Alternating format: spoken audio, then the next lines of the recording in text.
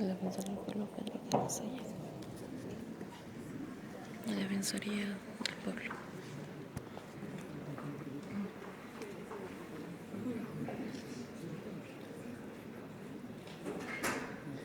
Muy buenos días a todas y todos. Es importante estar presente en el lanzamiento de esta campaña. Un saludo especial a la vicerrectora de la UNSA, la doctora María Eugenia García Moreno.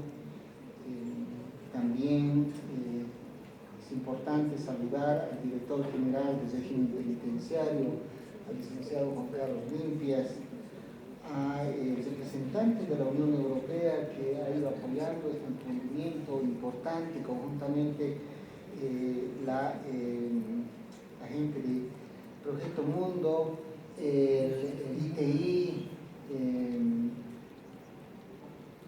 el director de la carrera de Derecho de la UNSA, en fin, todas las autoridades que nos acompañan desde la institucionalidad del Estado, pero también desde la institucionalidad de la sociedad civil.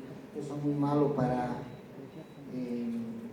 mencionar a todos, suelo olvidarme, así que mil disculpas si he omitido a alguien. Es una alegría especial porque exactamente son 25 años de que he egresado de esta universidad.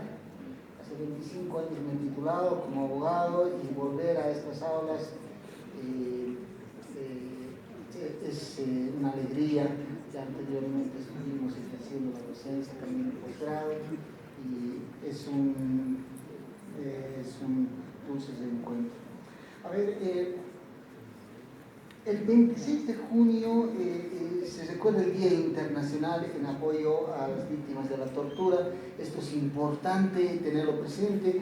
Las Naciones Unidas han declarado justamente este día, el año 97, para rememorar y para configurar la importancia de rescatar a las víctimas de la tortura, porque son justamente, significan justamente el rescate a la dignidad del ser humano, a la dignidad de las personas, que pues es la base que ataca una acción, un hecho de tortura en todas sus modalidades, ¿no? La Defensoría del Pueblo, a través del mandato constitucional que tiene a partir de la Constitución de las reformas del 94, pero fundamentalmente a partir de la Constitución del 2009, tiene el mandato de vigilar la vigencia, la promoción, la difusión de los derechos humanos.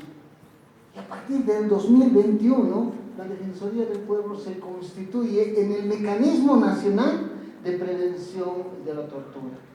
En consecuencia, la institución tiene un doble compromiso de lucha contra la tortura, en apoyo de esa acción que permita la erradicación de la tortura, como una práctica, reitero, que ataca la dignidad del ser humano en sí mismo y le quita la viabilidad en su proyecto inclusive de vida, en muchos casos.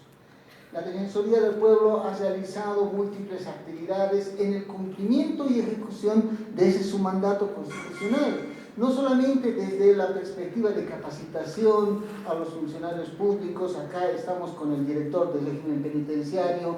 Hay una fuerte incidencia con los funcionarios del régimen penitenciario, con los funcionarios de la Dirección de Seguridad Penitenciaria, sino también con la atención de los casos que se han dado el registro a través del sistema de servicio al pueblo que tiene la Defensoría del Pueblo.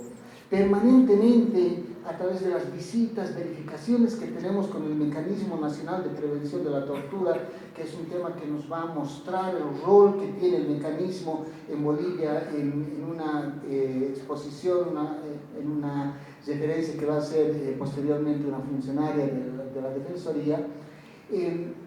Detecta casos. El año 2022 hemos tenido el registro de 177 casos de tortura clasificados como tortura, y que estos son tramitados, son objeto de una atención por parte de la Defensoría del Pueblo. Recientemente, como emergencia de uno de esos casos, hemos emitido una resolución defensorial justamente recomendando que las instancias, como el caso del fiscal a cargo de ese proceso penal, pueda ser procesado justamente por haber ignorado la necesidad de investigar un hecho de violencia contra un privado de libertad. Es importante, el año pasado, la gestión 2022, se han realizado 273 visitas a centros penitenciarios, centros vinculados a adolescentes infractores, pero también otro tipo de centros que tienen que ver con centros de acogimiento, centros de acogimiento a personas adultas mayores, es decir, otros centros donde se encuentran las personas por una disposición ajena a su propia voluntad, ¿no? Pero en el caso de los centros penitenciarios es importante hacer una mención específica. Rescato mucho lo que dice el director general del régimen penitenciario, en sentido de que hay que hacer un trabajo conjunto, mancomunado, porque las acciones aisladas no han tenido hasta ahora un resultado expectable. Sin embargo, ese trabajo conjunto debe ser un trabajo sincero en pro de la defensa de los derechos humanos. Nosotros hemos realizado como Defensoría del Pueblo múltiples verificaciones en centros penitenciarios. De hecho, esta gestión también hace un par de meses hemos realizado una verificación nacional en 11 centros penitenciarios y hemos evidenciado efectivamente lo que ya se ha detectado en una anterior exposición. Existe casi un 70% de personas privadas de libertad con detención preventiva. Es decir, la detención preventiva se ha constituido en un mecanismo punitivo antelado y que eso a su vez provoca un otro efecto, que es el tema de la sobrepoblación.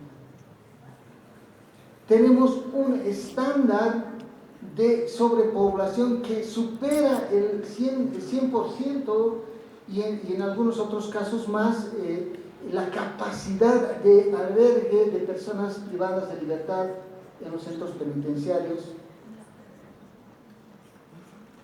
Y a su vez, en esta cadena de situaciones que atentan contra la dignidad de las personas privadas de libertad, la sobrepoblación obviamente genera un deterioro en la estadía de las personas en los centros penitenciarios.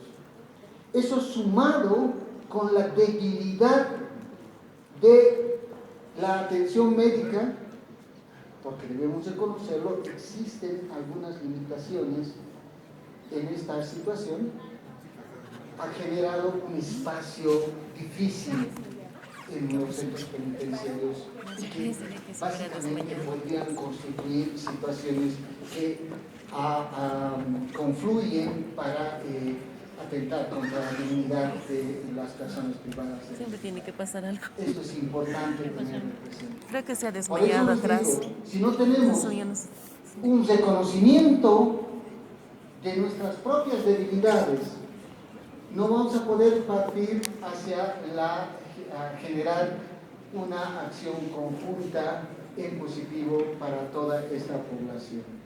Bueno, con estas palabras también quiero agradecer este emprendimiento a todas las instituciones, reiterar la participación de todas las instituciones que en este momento están lanzando esta campaña Bolivia libre de tortura y en consecuencia llegar a la población, sensibilizar a la población, pero fundamentalmente creo es sincerarnos en nuestras propias competencias como instituciones ligadas al tema de ejercicio, de uso de la fuerza, de condiciones en los centros carcelarios, y llevar adelante acciones que sean importantes para recuperar al ser humano y proscribir, erradicar estos temas de tortura. Muchísimas gracias nuevamente a todas.